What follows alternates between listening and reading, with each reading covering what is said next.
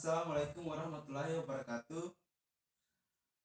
Dalam kesempatan kali ini, kami dari kelompok 10 ingin memaparkan materi dari makalah kami yang berjudul Layanan Media dan Layanan Peminatan Peserta Didik. Saya persilakan kepada rekan saya untuk menjelaskan materi kami. Assalamualaikum warahmatullahi wabarakatuh. Saya Yusfiati akan memaparkan hasil materi kami, yaitu layanan melalui media. Layanan bimbingan dan konseling dapat dilakukan melalui media, baik media informasi, media cetak, maupun media digital. Media membantu guru bimbingan dan konseling atau konselor menyajikan informasi lebih menarik, menerima informasi atau keluhan atau kebutuhan bantuan lebih cepat, serta menjangkau peserta didik atau konseli lebih banyak. Guru bimbingan dan konseli atau konselor dapat mengembangkan berbagai media layanan bimbingan dan konseling secara kreatif dan inovatif, sesuai dengan karakteristik dan kebutuhan peserta didik serta perkembangan teknologi dan informasi. 1. Papan bimbingan dan konseling. Pengertian papan bimbingan dan konseling. Papan bimbingan dan konseling merupakan sarana dan prasarana untuk memberikan informasi dan melakukan komunikasi interaktif melalui tulisan atau yang fasilitasi perkembangan pribadi, sosial, belajar, dan karir peserta didik. Tujuan papan bimbingan dan konseling atau web digunakan untuk 1. Memberikan informasi yang memfasilitasi perkembangan pribadi, sosial, belajar, dan karir yang dibutuhkan peserta didik. 2. Memberikan informasi tentang aktivitas yang direncanakan oleh guru bimbingan dan konseling atau konselor untuk aktivitas bimbingan kelompok, klasikal, dan lintas kelas. 3. Memberi peluang bagi peserta didik untuk memanfaatkan papan bimbingan sebagai ajang menampilkan kreativitas mereka. Langkah menyediakan papan bimbingan dan konseling yang representatif dan ditempatkan pada tempat yang strategis. Mengembangkan web atau aplikasi digital yang representatif dan mudah diakses peserta didik. 2. Menyiapkan bahan informasi terkait perkembangan pribadi, sosial, belajar, dan karir secara proporsional. 3. Mendesain penataan tampilan yang menarik dan mendorong peserta didik atau konseli untuk membacanya. 4.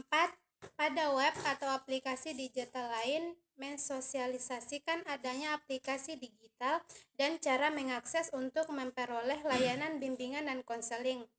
5. Menyajikan informasi yang selalu diperbaharui sejalan dengan terbitnya informasi baru dan atau adanya pembaharuan informasi dilakukan minimal 2 minggu sekali. 6. Menyediakan format yang dibutuhkan peserta didik yang akan memuat tulisannya yang akan disajikan pada papan bimbingan dan konseling. 7. Mengarsipkan dokumen informasi yang sudah dimuat pada papan bimbingan dan konseling atau aplikasi digital setiap 2 minggu sekali. 8. Menindaklanjuti dengan layanan langsung atas kebutuhan peserta didik yang terstimulasi oleh informasi yang disajikan pada papan bimbingan dan konseling atau aplikasi digital, dan begitu sebaliknya, menyiapkan layanan atas kebutuhan peserta didik yang disajikan pada papan bimbingan dan konseling atau aplikasi digital. Pengertian kotak masalah. Kotak masalah kebutuhan peserta didik adalah salah satu instrumen media bimbingan dan konseling yang berbentuk kotak surat yang disiapkan untuk menampung harapan, kebutuhan, keluhan, dan bentuk tertulis. Tujuan menyediakan fasilitas bagi peserta didik yang ingin menyampaikan pikiran dan perasaan namun tidak mampu disampaikan melalui komunikasi langsung kepada guru bimbingan dan konseling atau konselor. Langkah 1.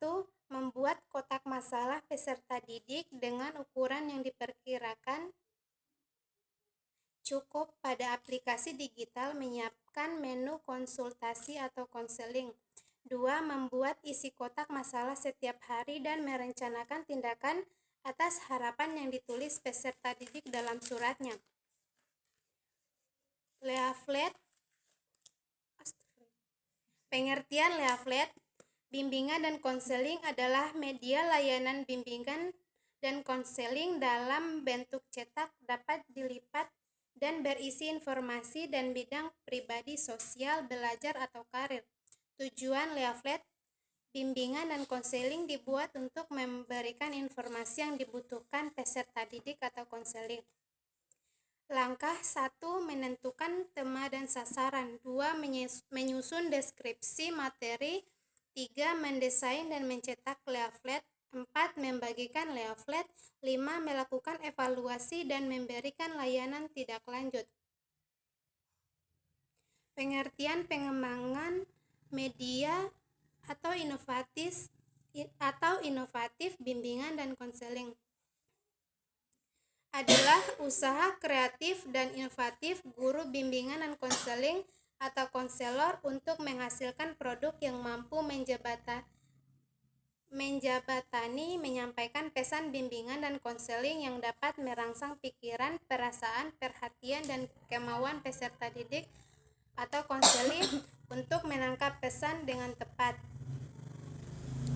Tujuan guru bimbingan dan konseling atau konselor mampu membuat media secara kreatif dan inovatif dan memanfaatkan media sebagai upaya memaksimalkan layanan bimbingan dan konseling kepada peserta didik atau konseling.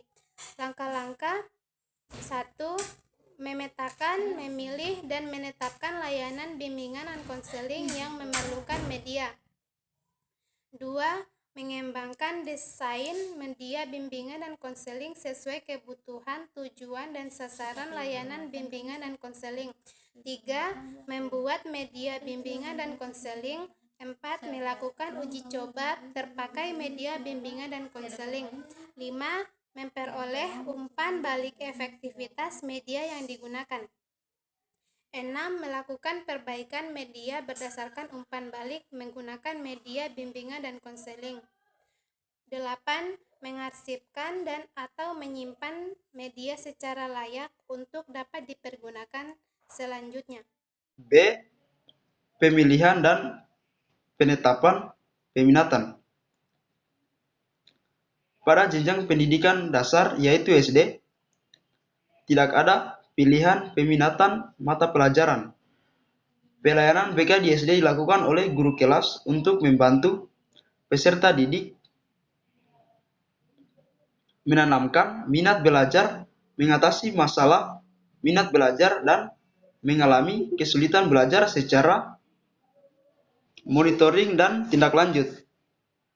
Guru bimbingan dan konseling atau konselor dan guru kelas secara kolaboratif melakukan monitoring kegiatan peserta didik secara keseluruhan dalam menjalani program pendidikan yang diikutinya, khususnya peminatan pendalaman mata pelajaran.